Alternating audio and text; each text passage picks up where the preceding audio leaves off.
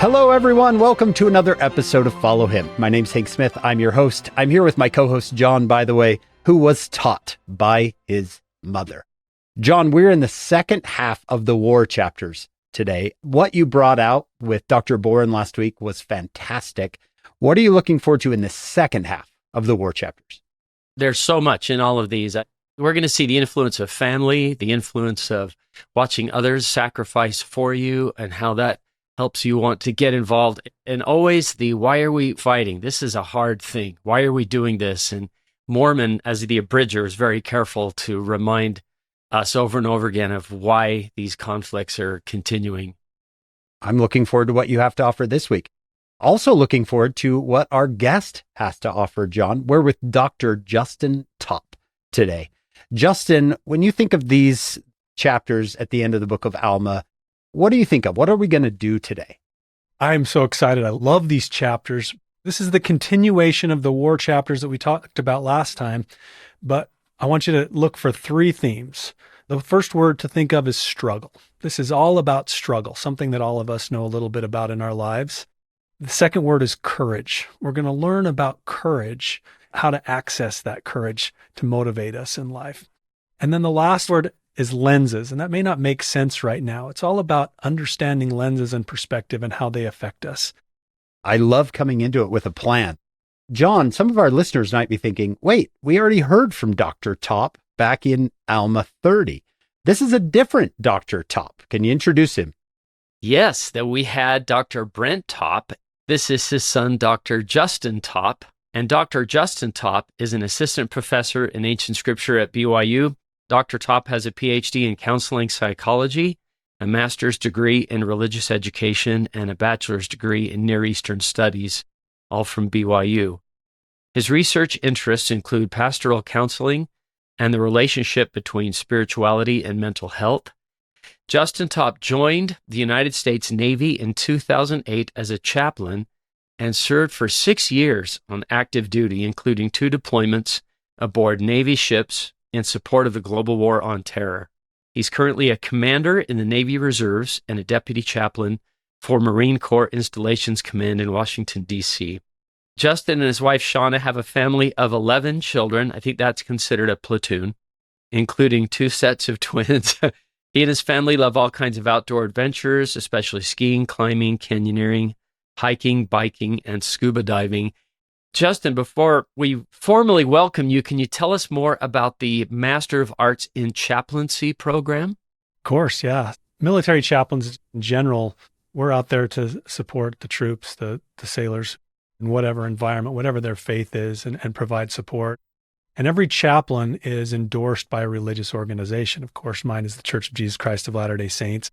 BYU has this flagship program for training our chaplains for military, and now it's open for healthcare and prison and education and other chaplains as well. And we train these students to go out in the world and be ready to provide spiritual and emotional support to whatever community they're supporting. Wow.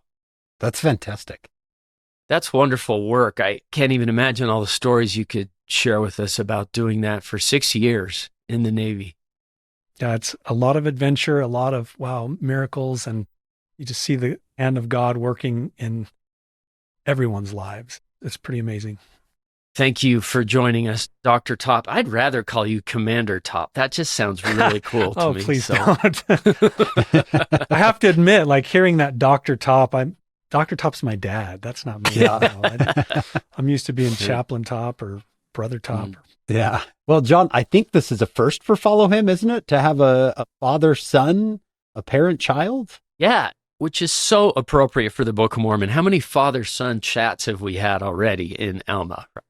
Dr. Topp Sr., if you're out there listening, know that we love you. We're excited for your son to show you up here today.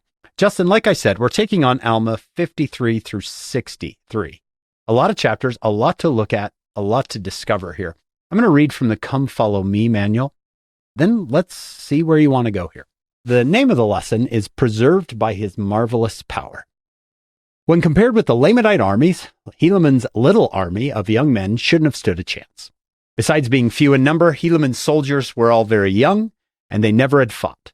In some ways, their situation might seem familiar to those of us who sometimes feel outnumbered and overwhelmed in our latter-day battle against Satan and the evil forces of the world. But the army of Helaman had some advantages over the Lamanites that had nothing to do with numbers or military skill.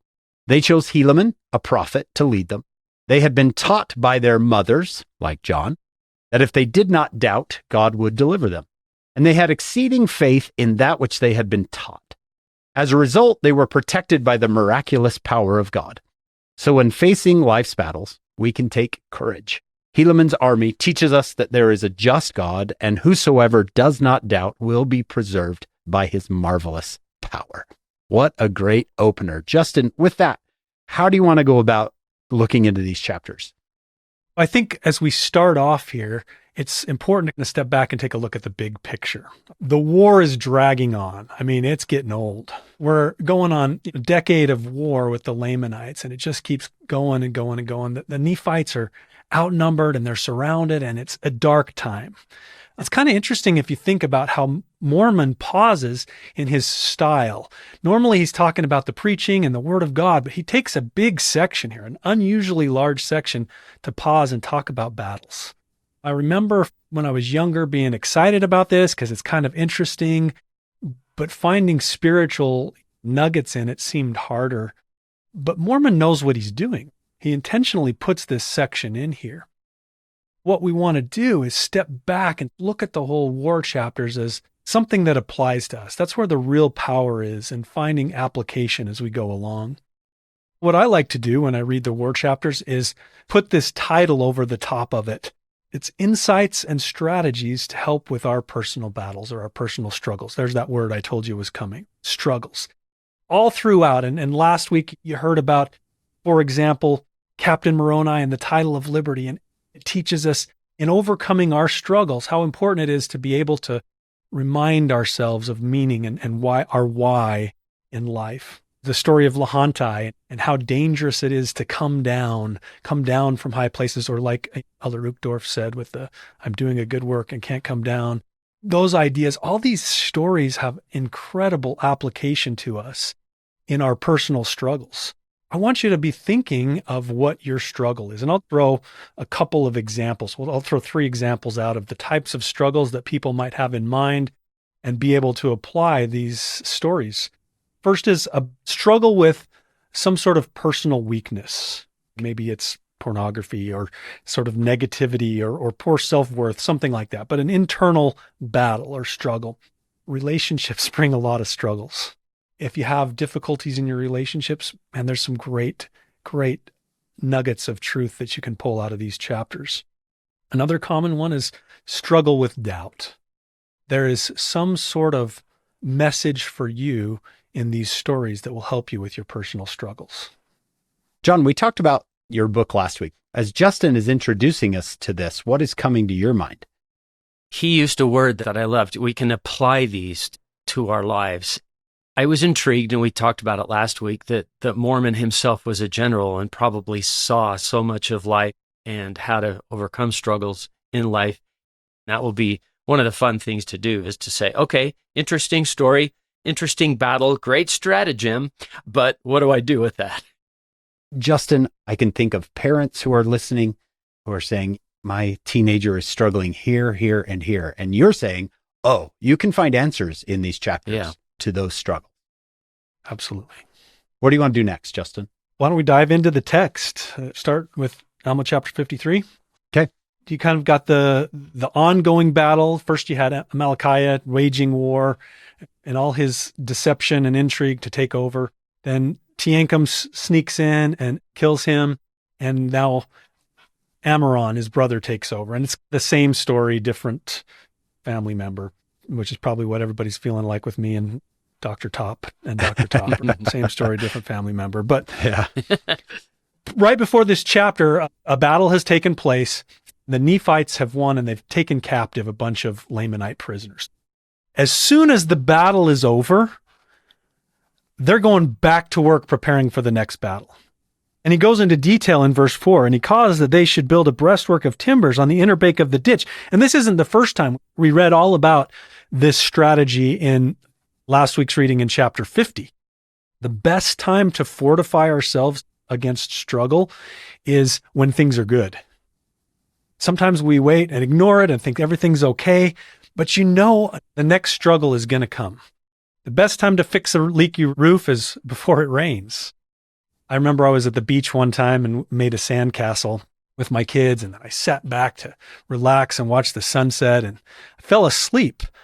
The waves started coming over my feet, and it woke me up because the castle had been between me and the waves, but the tide had come in, and now this castle that I put so much time into is getting washed away. So I jump down and I start digging, trying to build this thing up.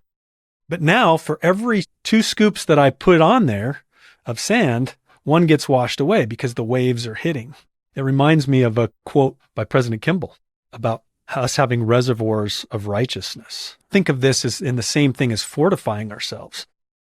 By President Kimball, there should also be reservoirs of knowledge to meet the future needs, reservoirs of courage to overcome the floods of fear that put uncertainty in our lives, reservoirs of physical strength to help us meet the frequent burdens of work and illness, reservoirs of goodness, reservoirs of stamina, reservoirs of faith. Yes, especially reservoirs of faith, so that when the world presses in upon us, we stand firm and strong. When the temptations of a decaying world about us draw on our energies, sap our spiritual vitality, and seek to pull us down, we need a storage of faith that can carry youth and later adults over the dull, the difficult, the terrifying moments, disappointments, disillusionments, and the years of adversity, want, confusion, and frustration. This idea of fortifying whenever you can, build those fortifications. I think that's one of the important things that really is brought out by Mormon here. And in fact, later on in Alma 59:9, it builds on this same idea. He says, knowing that it was easier to keep the city from falling into the hands of the Lamanites than to retake it from them. President Ezra Taft Benson said that it's better to prepare and prevent than to repair and repent. Exactly right. I like the word reservoir because it has that idea of a reserve. And nowhere in the scriptures are we told, actually, the world's going to get better and better and more righteous, and life's going to get easier and easier. We're told the opposite. What do? We prepare. We get that reserve. Great application of that. My wife and I have a little exercise that we try to practice, and this only came because of hard experience. And that is, we ask a question of ourselves, what are we not doing right now that in a few years we would look back and say, why didn't we do that?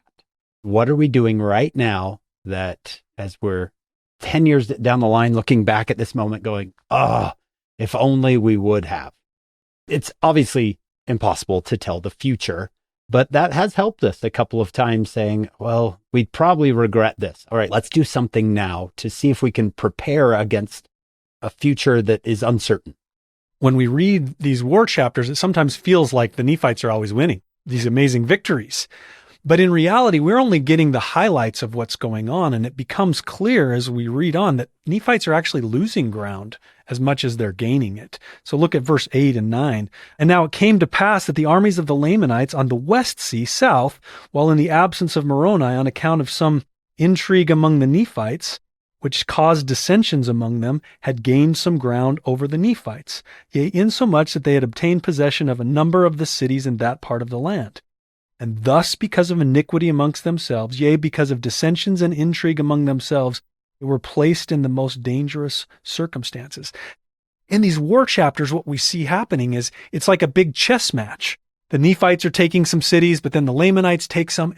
This is so how life is. I don't know if you've noticed this, but we all are always playing this game of natural man whack-a-mole.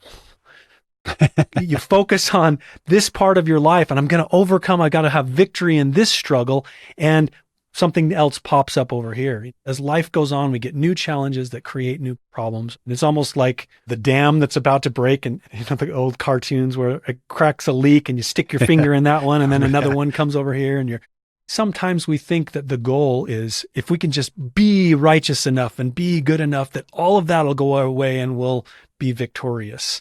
But the story of the Nephites doesn't end that way. In fact, the only one that can put an end to this natural man whack-a-mole is when Jesus Christ comes. It's the grace of Christ, the presence of Christ that makes the difference there. It becomes easy to believe that if we're just good enough, then we won't have to struggle anymore. Struggle is a big part of why we're here. But grace is the answer to all that. Not just grace that helps us heal and overcome and win battles, but grace that makes up the difference when we don't. If I'm a listener and I'm struggling with all that I need to do and I'm failing in many different areas, how does grace play in? Grace is anything that is a gift from God.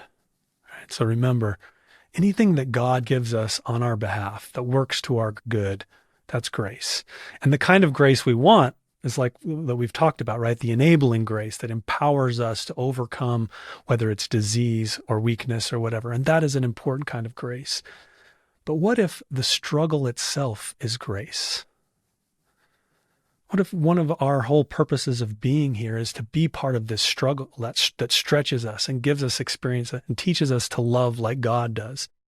So then you start to view the struggle as grace and find God in the struggle. We're going to talk about this with the stripling warriors.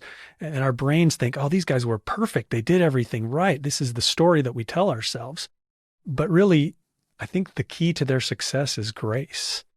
They keep the commandments because they love them, not because they're terrified that if they don't keep them, that they're, going to suffer or something like that. The commandments themselves are grace. And when you view the commandments as grace rather than this thing I have to do so that I can get grace, then that changes your approach to keeping the commandments, because now this is a blessing. God is giving this to us as a way to lift us up towards Him rather than somehow condemn us if we don't do well enough. I find that so liberating. You've shown us in these chapters already, this is going to be a constant struggle. There's nothing wrong with you. Life is a constant struggle. You're never going to get to struggle nirvana, where I'm good enough, I have no more struggle. It's going to be a constant struggle. And you're saying that's okay. Not just that it's okay, that is grace. That's what I'm saying. The deck is stacked against us on purpose. Like the Nephites, we're overwhelmed. We're outnumbered. We're surrounded. We cannot do this ourselves. But finding grace in the struggle is so important.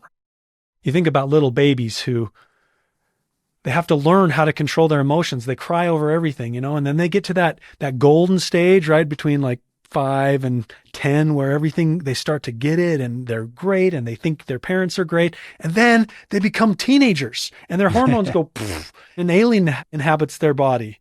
They get that figured out and now they've got to get married, and that's a whole new one. And then they start to get that figured out, and then they have kids.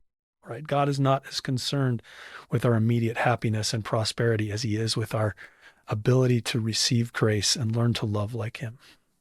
Yeah, I like that we're all struggling. Verse 1 of chapter 53 says that the Lamanites, they were compelled to bury their dead, yea, and also the dead of the Nephites. The Nephites were dying too.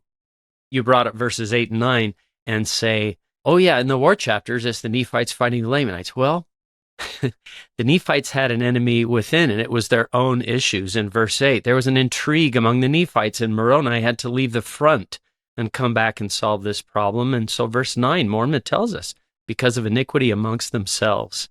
To make an application of that, I don't know if there's a whole lot I can do about critics of our church, but I can go to my ward and I can extend grace to everybody I see and try and build and lift people. Because I think if Satan's going to try and get us, it won't just be from the outside, it'll be from the inside.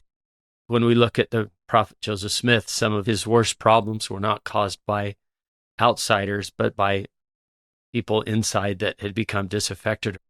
The Nephites not only had the Lamanites without, but they had their own problems within, and the struggle continued. The struggle continues. I sometimes suffer from what I call future me syndrome. The future me is going to have more time. Future me is going to be healthier. Future me is going to read more. Future me is going to have a lot more freedom than current me has. And the problem with that is future me is always future me, right? Future me should be here by now. I've been talking about him for quite a while.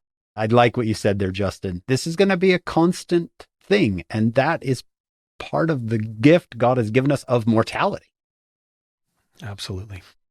Let's jump into the stripling warriors. I mean, this is the crown jewel of this section, probably one of the most well-known stories in the Book of Mormon for kids especially.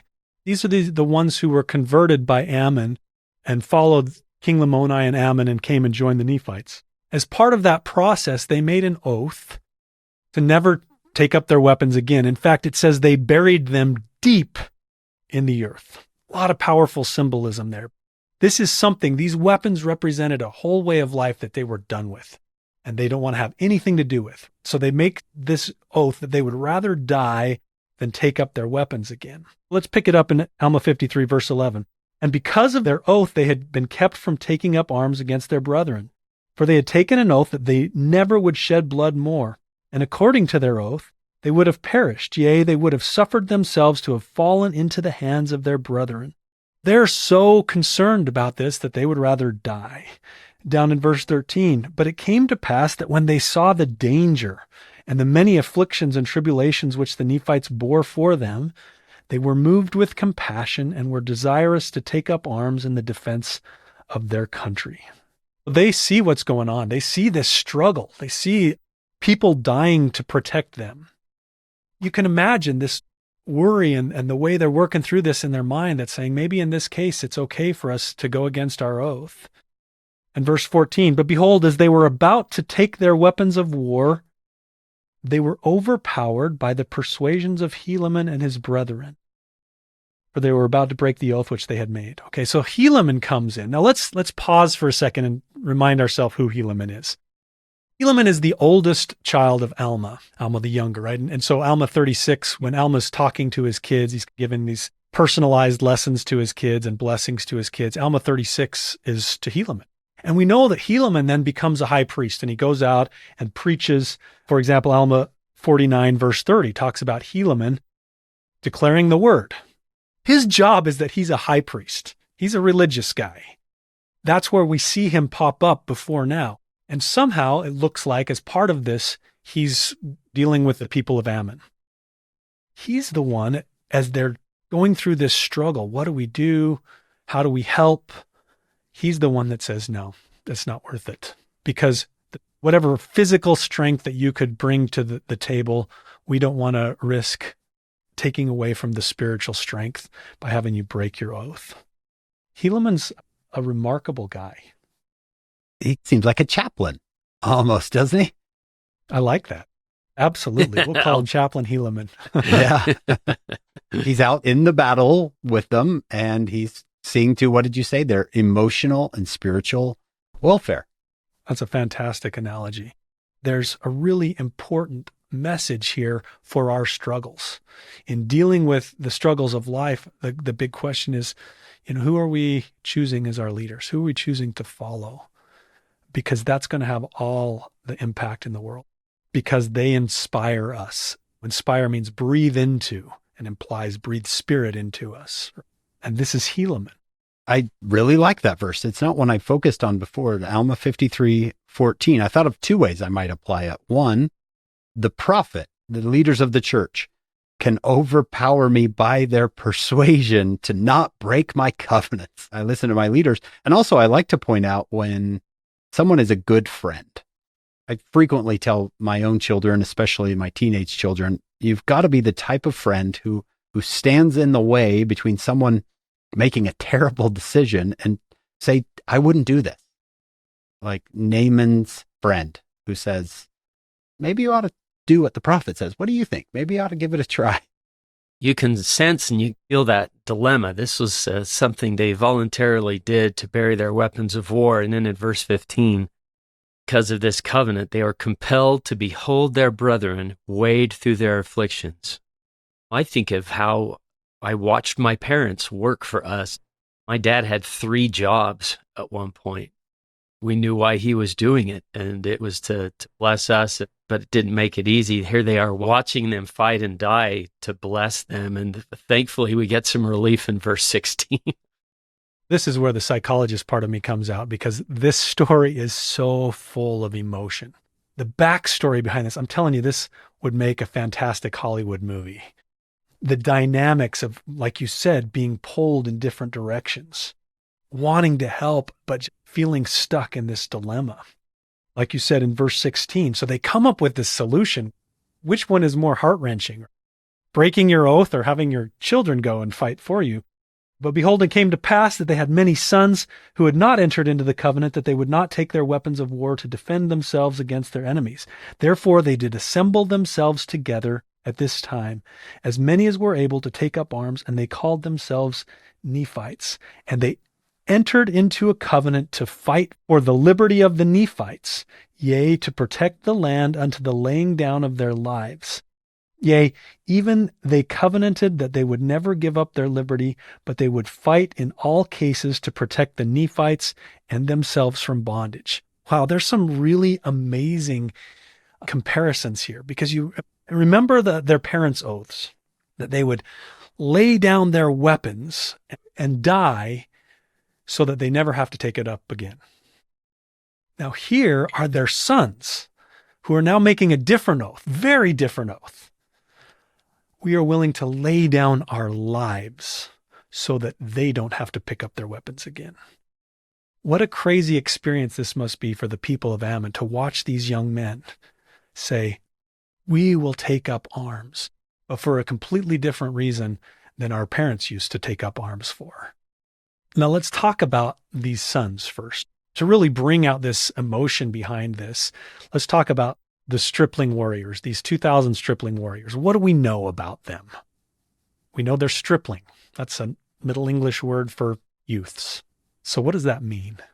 I would say they're not old enough to be normally expected to fight at this point. Remember, they grew up in a pacifist culture. They probably didn't even play sword fight or whatever with sticks like most kids do, because that was so shunned in this culture. Now we know that they're strong and hard workers, but they know nothing about fighting. So to ask them now to say, okay, will you take up these weapons, start this lifestyle that you know nothing about in order to defend us?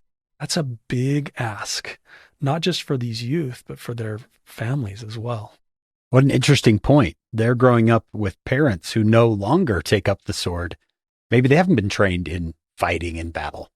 Like I said, I'm sure they're fit, says they're exceedingly strong for activity. I don't know if you have been to high school or a junior high. What do the youth look like there? If you were to take a sampling of high school students, you would have some that maybe look like football players and warriors or whatever, but you'd also have some that look like they're still 12. And that's got to be a scary thing when you're the little guy. Remember, the second word that I talked about at the beginning was courage. This is where we're going to learn all about courage. No combat experience. And now they go out, but they have so much faith and love for their family and their situation that they're willing to do it. Verse 19, and now behold, as they never had hitherto been a disadvantage to the Nephites, they became now at this period of time also a great support. For they took their weapons of war, and they would that Helaman should be their leader. Now let's really quickly remember who Helaman is. He's not a trained fighter either. He's a high priest. This is amazing. You have a group of untrained kids who choose as their leader an untrained religious leader or chaplain, like you said, who has also probably been mostly a pacifist as well, to some degree, just has avoided this type of thing because that wasn't where his expertise lied. Now, verse 20, it tells us a little more about these young men. And they were all young men, and they were exceedingly valiant for courage, and also for strength and activity. But behold, this was not all. They were men who were true at all times in whatsoever thing they were entrusted. And verse 21, yea, they were men of truth and soberness, for they had been taught to keep the commandments of God and to walk uprightly before him. Now, maybe they're not perfect like most teenagers aren't. Where it matters is they have courage and a desire, a willingness to do the right thing. I see this section as them, basically these young men are saying, here am I, send me. This verse 20 reminds me of something that I learned from Robert L. Millett. You guys know him, and he's been on our podcast. He mentioned one time that to the Greeks, truth, it was all about learning the truth and knowing truth. To the Hebrews, truth wasn't something that you know, it's something that you do. The wording here is inspiring. They were men who were true. It's not they were men who knew the truth, but they were true. I think of a bicycle wheel. When I was first getting into road biking, someone said, "Is your tire true?" And I was like, "What do you mean, is it true?" And the idea was, is it working correctly? Is it balanced and centered? The stripling warriors, we'll come back to them in a minute, but we learn about this letter exchange between Moroni and Ammoron. Ammoron sends and says, "Hey, we want to exchange prisoners." Moroni's had it with Ammoron and his war. What he feels is really unethical warfare, because they don't just capture combatants, they're also capturing women and children and taking them. And in Moroni's response to Ammoron, who wants to exchange prisoners, you can feel that he's upset.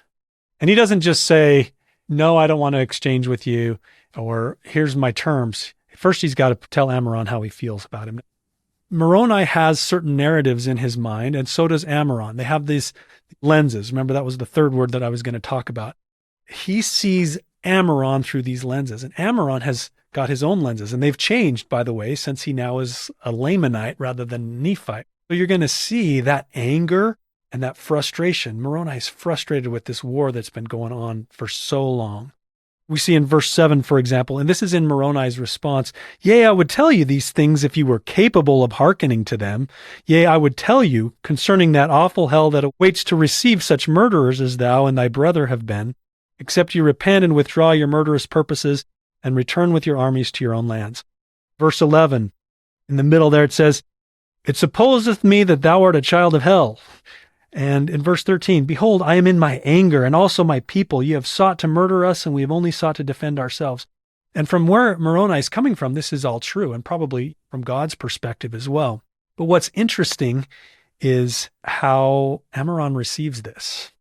This is a great example of contention, like a conflict between two people, and how this tends to escalate because of these different lenses on different sides. And his perspective is this. We see it in verse 15. It talks about how he's so angry with Moroni's letter. Then we get into verse 17. "For behold, your fathers did wrong their brethren," meaning Laman and Lemuel, "insomuch that they did rob them of their right to the government when it rightly belonged to them." Ammoron, who's the former Nephite, is now taking on this perspective of the Nephites are bad, and they're the ones that need to be put in their place. There's this back and forth, and you notice that Ammoron, his own lenses get in the way of him achieving his goals. He wants to exchange prisoners. He needs to exchange prisoners. But because he gets so angry and worked up over it, he responds in a way that causes Captain Moroni to say, "Yeah, forget it. Never mind. We can get him back ourselves." Justin, you mentioned, "It supposeth me that thou art a child of hell." My students might say, "Brother, by the way, would Jesus talk that way?"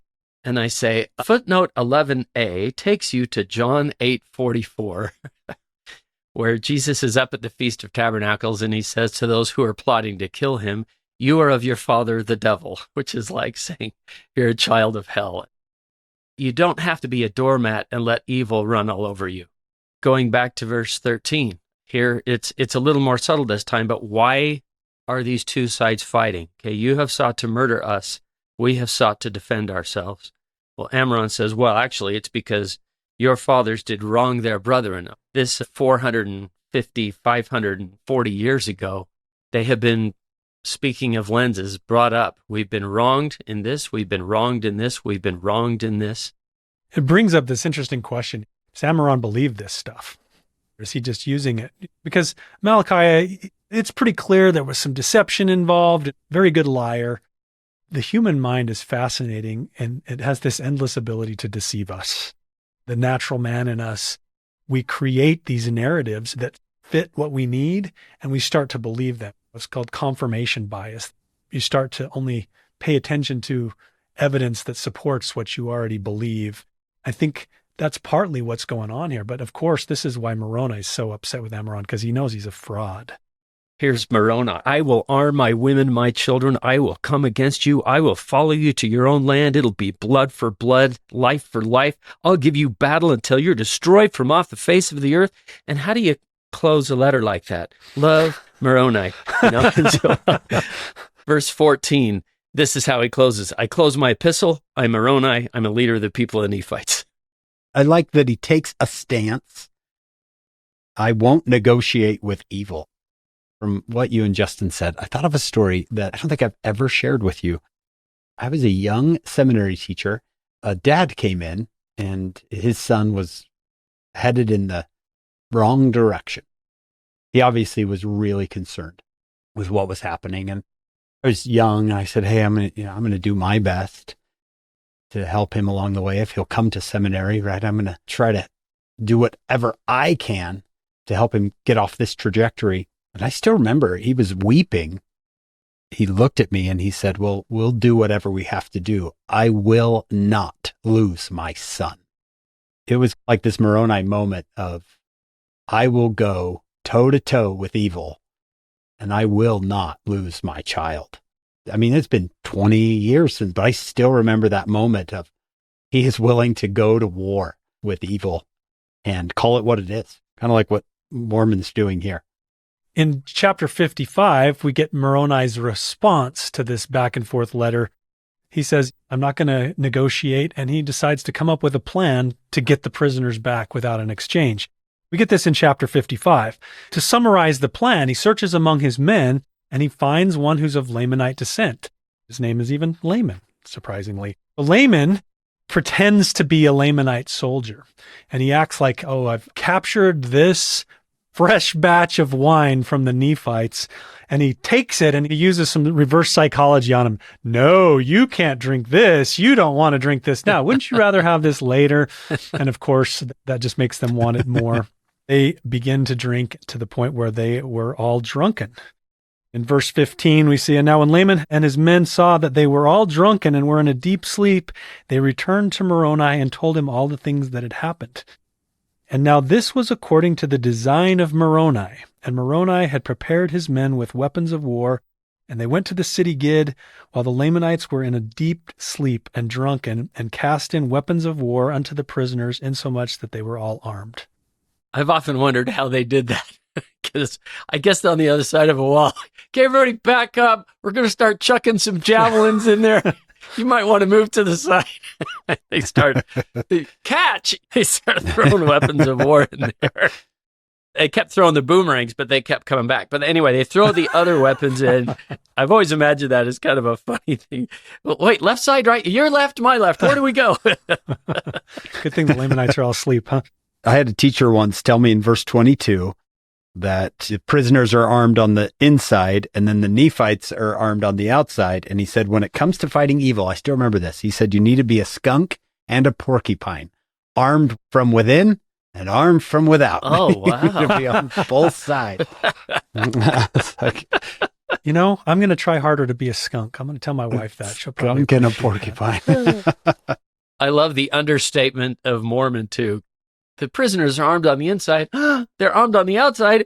And then we find that it is not expedient that we should fight at this time. It's kind of this really calm reaction there. Obviously, the Nephites take the city. They free the prisoners, take the Lamanites captive.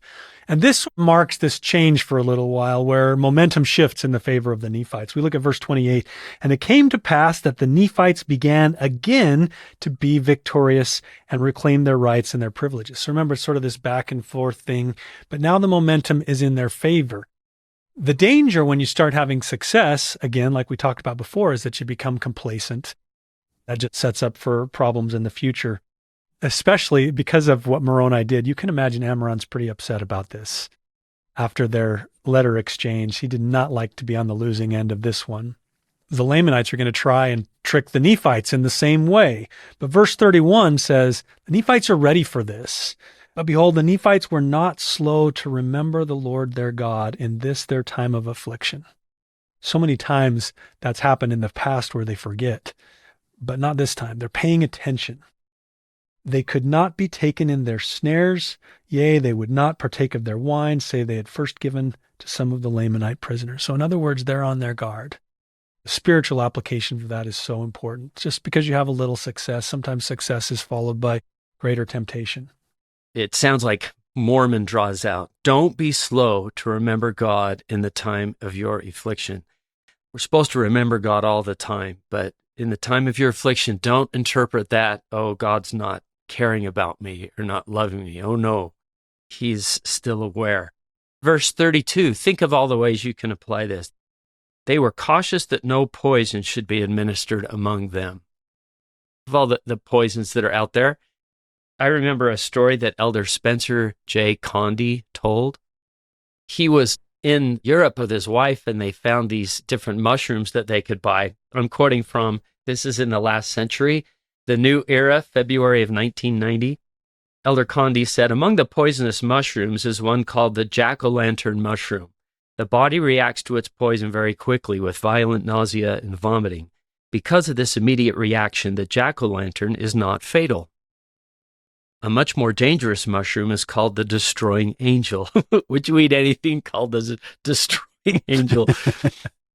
Just one or two in a batch of 24 can poison an entire family. Because it tastes like an edible mushroom and has no immediate effect, the victim keeps on eating.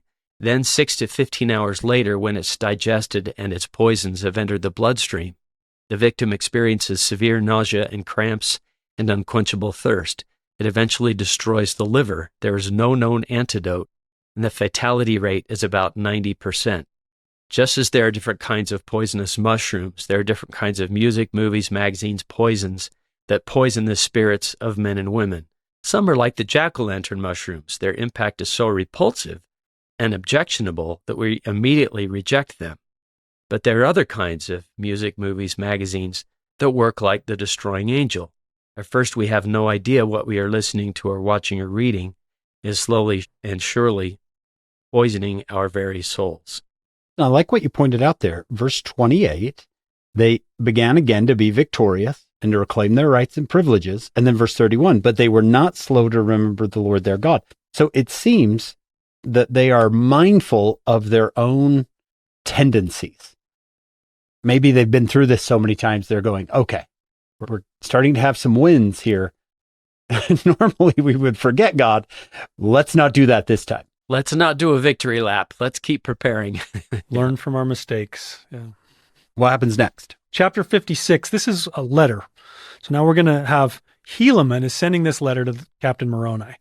The first part of this, he summarizes the stuff we've already talked about, where we introduce the 2,000 stripling warriors. Okay? He talks about them making a covenant to protect their people and marching forth at the head. Now, Helaman is telling everything to Captain Moroni. Basically, for these next few chapters, this is all this letter. Here's what he tells us, basically. Helaman marches at the head of his 2,000 stripling warriors, and they go and join a portion of the Nephites. One of the problems that they have in these cities is that now, when the Lamanites take a city, it's fortified. It's going to take quite a bit more, a much larger force to be able to push out the Lamanites out of the city. And this is what we talked about before. It's harder to push them out. As we talk about this, I want you to be thinking about that battle that we have with ourselves when we're trying to push out some bad aspect of our life and how difficult that can be because of the way the brain works and how our brains build neural pathways to make it more automatic to do certain behaviors and so on. It takes a lot of work and effort to make important changes. One of the challenges that they run into, and we see this in verse 21 of chapter 56, is that they want the Lamanites to come out to them. Now we were desirous that the Lamanites should come upon us, for we were not desirous to make an attack upon them in their strongholds. Think about that with your own weakness. It is so much harder to make changes and have spiritual victories in your life when you keep it inside. When you hold that stuff inside of you and try and do it yourself, like we talked about earlier. Sin, sinfulness, natural man, those kind of things, as we keep it inside, it stays fortified in there and it festers. It's almost like athlete's foot or something. It's worse in the dark, and the key is to air it out. Whatever your struggle is, whether it's, some sort of personal weakness or relationship struggles or struggle with doubt, testimony, those types of things, in order to be able to overcome it, you got to draw it out. You got to get it out in the open so it can be exposed to the light. But as we keep it inside, it just sort of churns and spins there. I like that. I've learned through the years of working with so many students that secrecy seems to be the lifeblood of addiction. Keep it secret and it keeps going. But confession can be such an airing out, like you said, having close friends, parents that you talk to about your problems, even like you said, doubts, not just sins, but doubts and questions. Let's get that out of its stronghold. The story continues. They come up with this plan. We pick this up in verse 30. Now, when we saw the Lamanites began to grow uneasy on this wise, we were desirous to bring a stratagem into effect upon them. Therefore, Antipas ordered that I should march forth with my little sons to a neighboring city as if we were carrying provisions to a neighboring city. They are the bait. The stripling warriors become the bait. Now, let's talk about why they're such good bait. There's a couple things here. Now, clearly, in the story, the goal is to not have them fight, if possible. We're going to use them to draw out the Lamanites, but I don't know. I mean, I would imagine they're still not ready to take on a fight. They're still just learning how to fight. They're not very big. I've often wondered, why don't they integrate these young men with more experienced troops? But instead, they stay as their own unit with Helaman, inexperienced Helaman, as the leader. I don't know that anybody's expecting them to actually have to fight. But the main reason why they're such a good target, so they're young and inexperienced, but they're Lamanites. Can you imagine how the Lamanites react to seeing this army of young Lamanites fighting for the Nephites? They probably know what this group of individuals represents for morale for the Nephites as well. So this is a really tempting target. They walk past the fortifications of the Lamanites, and the Lamanites decide to take the bait, and they jump on it.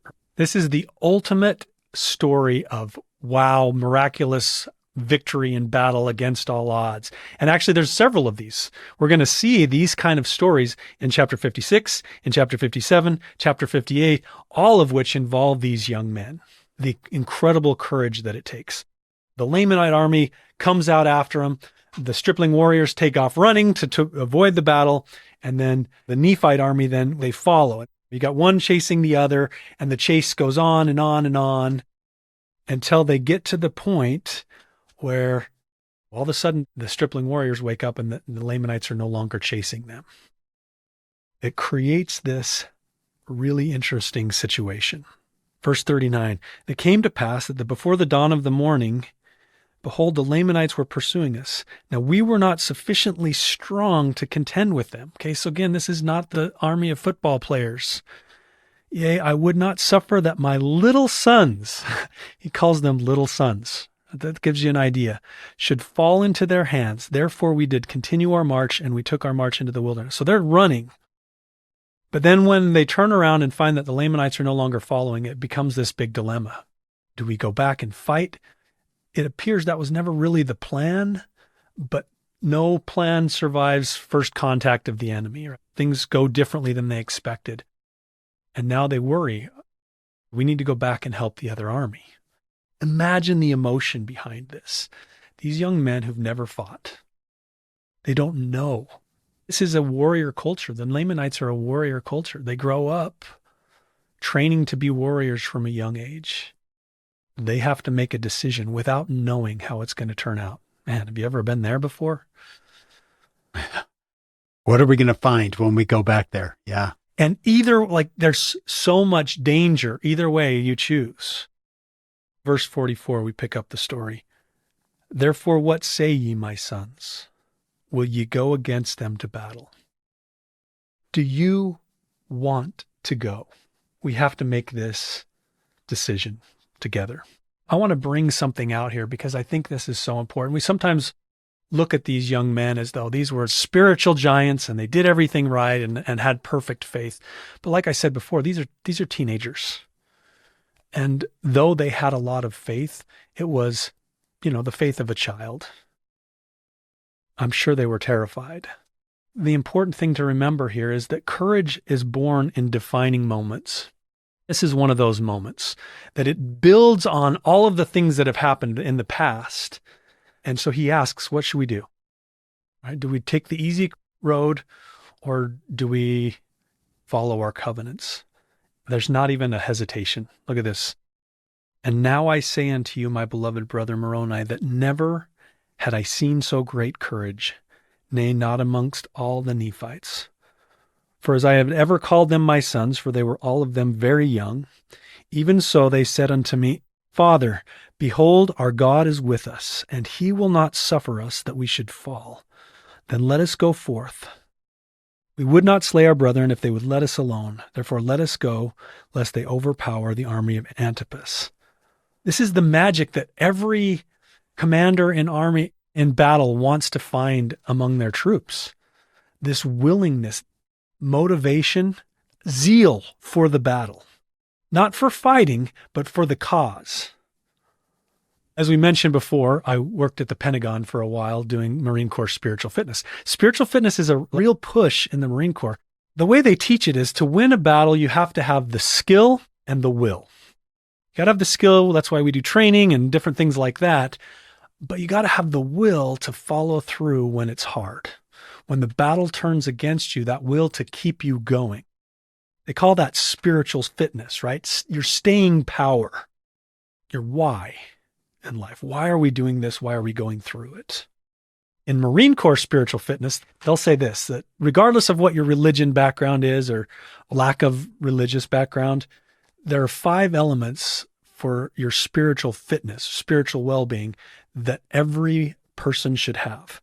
Having a connection to the divine, membership in a transformative community, pursuit of meaning and significance, join in shared sacrifice for a greater good, and commit to character and a life of honor. That's how the Marine Corps defines spiritual fitness. And I think every single one of these fits perfectly with these young men. Now, they may not be perfect in all ways, but they choose to have a relationship with God. They're completely involved in their religious community. Meaning and significance, that's where this oath is going to come in. We'll talk about sacrifice for a greater good and commitment to character and a life of honor. That's spiritual fitness, and that's the stripling warriors. And that's what we want all our young men and women to be like, to have that in their life because of the benefits. And the reason the Marine Corps jumps on and all the military jumps on this is because research shows that when you have those things in your life, greater levels of happiness, success, well-being in general. That's wonderful. The skill and the will. And it sounds like we're looking at these young men. They might not have the skill because they were pretty new at this. They had the will. They knew why they were there. And a connection to the divine. Like you said, behold, our God is with us. Now, there's more to this story, too. Wow, I wish we had the backstory on this. It's not really in there. But verse 47, they share with us their why, a little more about their why. Now, they had never fought, yet they did not fear death, and they did think more upon the liberty of their fathers than they did upon their lives. Yea, they had been taught by their mothers that if they did not doubt, God would deliver them. And they rehearsed unto me the words of their mothers, saying, we do not doubt our mothers knew it. The first thing we need to talk about here is the influence of mothers. I sit in awe of my wife, and I watch how the kids just, their whole world sort of revolves around her. Even the teenagers and the young adults, they don't even realize, but they have to constantly touch base with mom. And so much of who they are is shaped by their mom. That's really important to acknowledge here. Here are these young men. And by the way, you'll see this in combat, that when people are on the battlefield, when they get injured, when they're dying, who do they think of most? Mom, right? That's who they call for. That's who they want assurance from, as their mother. But when I read this, there's something else going on to this story, something with their mothers. They did not doubt that their mothers knew it. I wish we had this story, but it hints to me that there was some kind of spiritual manifestation to the mothers of these young men back when they were making the decision to go out there, back when these young men are making their oath to go and be willing to lay down their lives. It seems that somehow the mothers felt inspired to make a promise on behalf of God. If you will do these things, if you will be obedient, follow every command from your leaders, show courage, then not one of you will fall. I think there's plenty of mothers out there who feel like they're not a very good mother, right? This doesn't describe them because their kids are not this good or something like that. You don't know the influence that you've had. I've always loved the story that Elder Maxwell told. There's a lot of our listeners who are too young to remember Neal A. Maxwell, but the story goes like this. My only surviving aunt said that sometime in May of 1945, she doesn't remember the day, Mother had told her the next day that she and Dad had prayed their usual vocal prayer and included me, of course, and my sisters. Then they got into bed and began to sleep, and Mother said, Clarence, we've got to get out of bed and pray again. Neal is in grave danger. Well, they got out of bed and prayed again for me. I don't know which day that was, but I rather imagine, giving time zones and all that, it would have probably been when Japanese artillery shelling occurred at its worst stage. The phrase that comes to mind from the Book of Mormon is about some other young men who went off to war, and what they said was, we do not doubt our mothers knew it. I don't have any doubt that my mother knew intuitively that she needed to pray. Such parenting is what I hope our young men and young women will experience, because they will at times be in great danger too. I think of these stripling warriors' mothers at home, maybe in this exact moment of Alma 56. My son is in grave danger. I've also loved this story from Elder Holland, though it's a little bit chilling. Elder Holland says he was having a conversation with a beloved friend of more than 50 years who was dying, and he had been away from the church, even though he knew in his heart the church was true. No matter how much I tried to comfort him, I could not seem to bring him peace. Finally, he leveled with me. Jeff, however painful it is going to be for me to stand before God, I cannot bear the thought of standing before my mother. The gospel and her children meant everything to her. I know I have broken her heart, and that is breaking mine. Elder Holland goes on and says, now I am absolutely certain that upon his passing, his mother received my friend with open, loving arms. That is what parents do. But the cautionary portion of this story is that children can break their mother's heart. Here too, we see another comparison with the divine. He compares mothers to Christ. I need not remind us that Jesus died of a broken heart, one weary and worn out from bearing the sins of the world. So in any moment of our temptation, may we behold our mother, as well as our Savior, and spare them both the sorrow. Elder Holland, in this talk, it's called Behold Thy Mother. He says, think of the words that describe Jesus' ministry: bear, born, carry, deliver. He says, can you hear in this language another arena of human endeavor in which we talk about bear and born, carry, labor, and deliver? As Jesus said to John while in the very act of the atonement, behold thy mother. These are great moments to ponder and think on of your mom. Armed with this protection from their mothers, they decide to turn around, and they come back just in time to find the Lamanites falling on the army of Antipas, and Antipas was about to be overpowered. But Helaman and his amazing stripling warriors don't hesitate. They attack with such strength. Well, let's read it. Verse 52. And it came to pass that the Lamanites took courage and began to pursue them, Antipas's army. And thus were the Lamanites pursuing them with great vigor when Helaman came upon their rear with his 2,000 and began to slay them exceedingly, insomuch that the whole army of the Lamanites halted and turned upon Helaman. Now, because of the timely arrival of the 2,000 stripling warriors, the battle is won by the Nephites. The Lamanites are taken prisoner. Let's pick it up in verse 55 now. And now it came to pass that when they had surrendered themselves up unto us, behold, I numbered those young men who had fought with me, fearing lest there were many of them slain.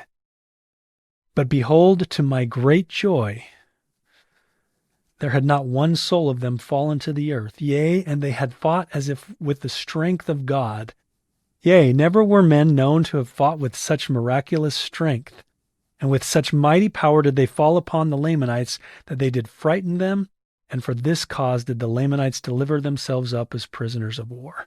Now, this is an amazing story. How do these young men who have very little skill overpower such a greater, more skilled force. And it's because of the strength of God. There's a great quote by Major General John Lejeune, who was the commandant of the Marine Corps way back when. I love it because I think it applies really well here. He says, "There's no substitute for the spiritual in war. Miracles must be wrought if victories are to be won. And to work miracles, men's heart must be afire with self-sacrificing love for each other, for their units, for their division, and for their country. If each man knows that all the officers and men in his division are animated with that same fiery zeal as he himself feels, unquenchable courage and unconquerable determination crush out fear, and death becomes preferable to defeat or dishonor." This is these young men. That will, that faith and meaning and covenant that drives them, that's what keeps them going. Now, they all get wounded, and yet the covenant promised by their mothers holds true. John, Justin, I have had a story that I've been hanging on to for this lesson. It's just published in the Deseret News by our friend Ted Walsh. The title of the article is Miracle at Gapyeong. I think that's how you say it. It talks about Elder Holland helped create this video, and we can link it in our show notes. It says 73 years ago this month, a U.S. infantry offensive designed to trap Chinese and North Korean soldiers worked well, but it left its supporting Utah National Guard artillery unit unprotected. When 4,000 enemy soldiers tried to escape the trap, they stumbled upon the 240 Utah artillerymen and launched a middle-of-the-night surprise attack. Outnumbered 16-1, the Americans fought for their lives. One soldier manned a .50 caliber machine gun that he fired until the barrel melted. Others were thrust into hand-to-hand combat. Elder Holland actually talks about these soldiers because they were from southern Utah, St. George, Cedar City, Richfield, Beaver, and Fillmore. Elder Holland says, "These young men were from my home area in southern Utah, just a bit older than me. When I was 10 years old, they were shipping off to Korea, and I couldn't have imagined what they were about to face in that war-torn country. None of us could." And it talked about that. They don't know what is around that corner. Are we going to go to battle? Because what are they going to find as they go back in? It says the 213th was comprised of young men, generally between the ages of 18 and 22, who were chiefly Latter-day Saints. Before they left for Korea, they were invited to a meeting in the St. George, Utah temple, where temple president Harold Snow promised them that if they were faithful to God and kept the commandments, God would watch over them and preserve them.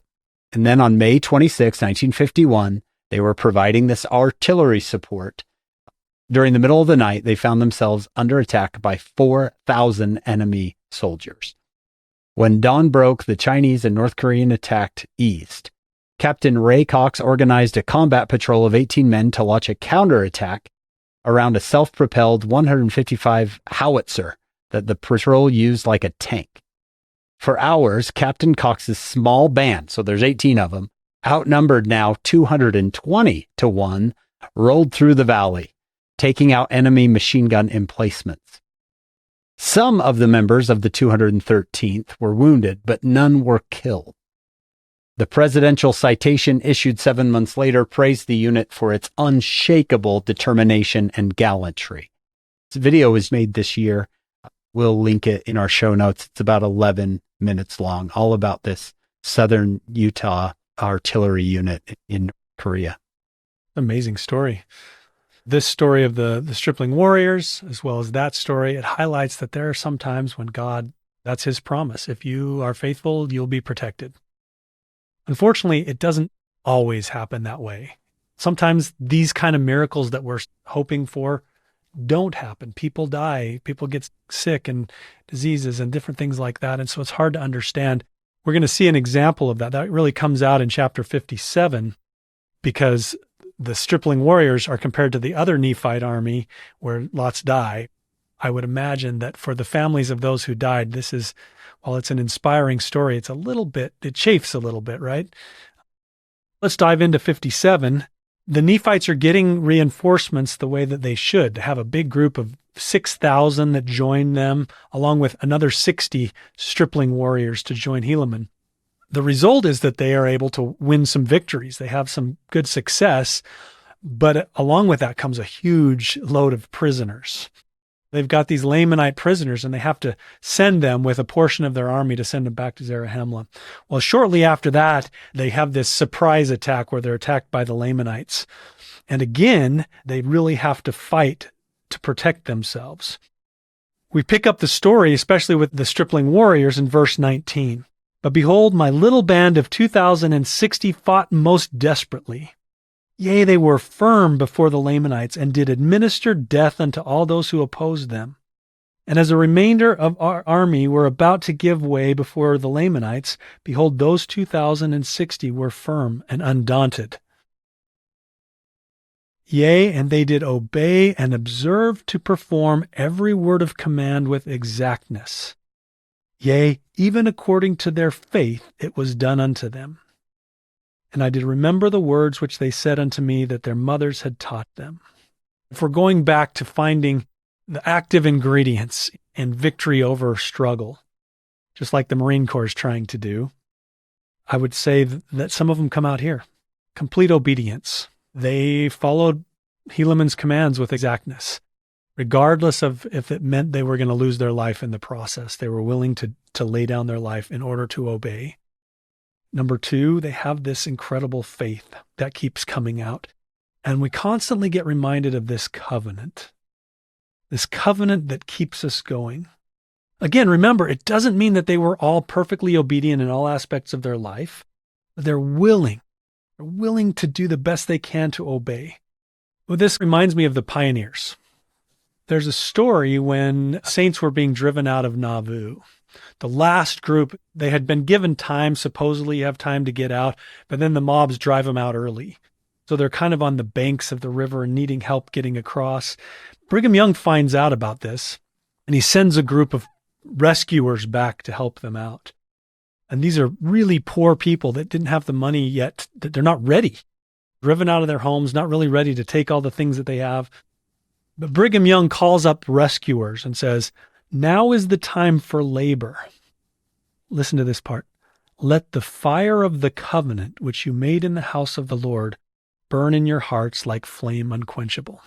Elder Merrill J. Bateman, when he's talking about this story and the fire of the covenant, he said, the fire of the covenant spoken of by President Young is not an imaginary, but a real force in the lives of all faithful saints.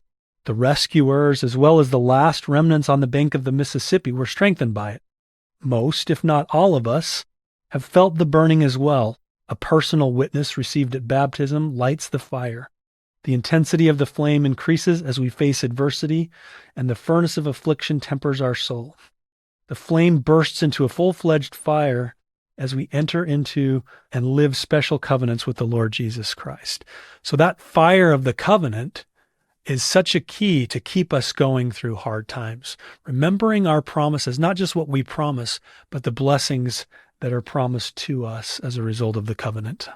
As I read this chapter and I hear about exact obedience, two things come to mind that I think you could comment on. One, how crucial is obedience in the military? Because we often hear stories of, oh, he disobeyed that order. Oh, wasn't he courageous? He disobeyed that order. But I'm sure for every one of those, there's, oh, he's so courageous. He obeyed that order. And then the other side of it is, as Latter-day Saints, some have a tendency to really get down on themselves if they're not exactly obedient. Do you see both sides of that question? Just in your experience in the military, let's take on the first question. How crucial is obedience?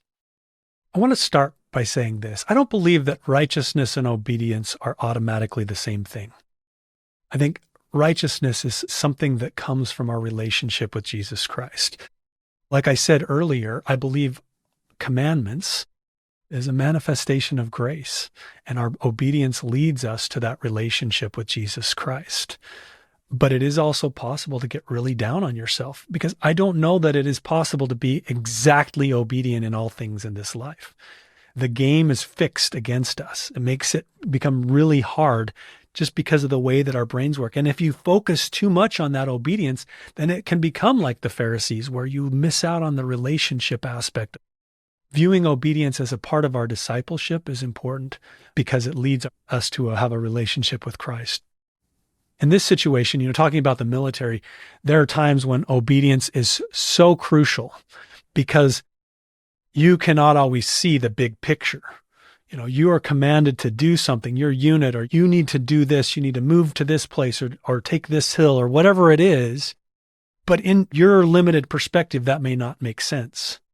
If you rely on your perspective and base it off what you think is right, then it could cause problems for the whole. And if I had to guess, one of the reasons why the stripling warriors were so effective strategically and tactically is because they worked together as a unit so well. That's how you make up for lack of skill is through obedience. The fact that they follow through with everything, even if they can't figure out how. If he says you need to protect this hill at all costs, then that's what they do. I like both answers there because it's important to have both. Obedience is absolutely crucial. I like how you addressed that question, Justin, because on one end of the spectrum, obedience is critical to success. And on the other end, repentance is the second principle of the gospel on purpose. When you make repentance the second principle of the gospel, I think it's built in that you're going to not be exactly obedient. The fact that we have the sacrament every week tells you the Lord is like, yeah, you're going to need to do this a lot. Yeah, the gospel is all about obedience and discipleship. And I think it's important that when we read this story, we don't make the assumption that obedience and faith are always 100% linked to being delivered from whatever the struggle is.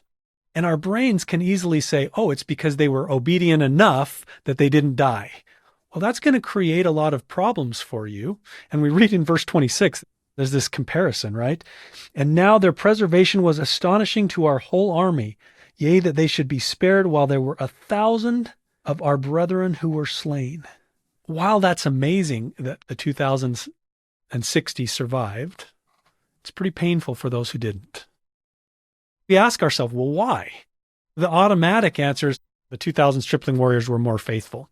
That's going to cause problems for your faith later on, because though God is able to deliver us from whatever it is, death or challenges, he doesn't sometimes.